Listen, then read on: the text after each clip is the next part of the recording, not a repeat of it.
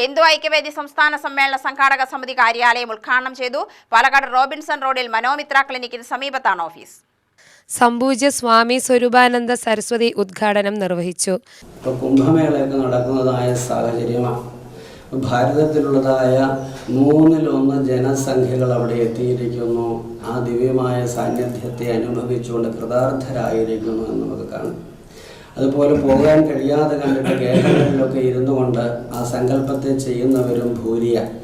അപ്പം അത്തരത്തിലുള്ളതായ ഒരു സംഘടിതമായ ഭാവം കൊണ്ടിട്ട് ലോകം ശ്രദ്ധിക്കപ്പെടുന്ന, ലോകം ഏകീകരിക്കപ്പെടുന്നതായ ഒരു സാഹചര്യം നമ്മുടെ മുൻപിൽ ഈ നിമിഷം നമ്മൾ അനുഭവിച്ചുകൊണ്ടിരിക്കും.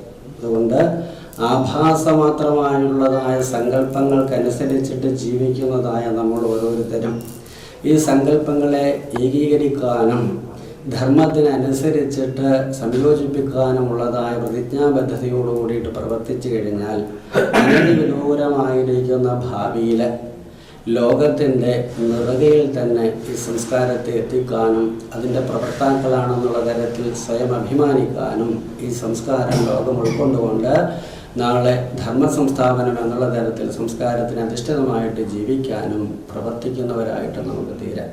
രാഷ്ട്രീയ സ്വയം സേവക് സംഘം വിഭാഗ് സംഘചാലക് VK സോമസുന്ദരൻ അധ്യക്ഷത വഹിച്ചു.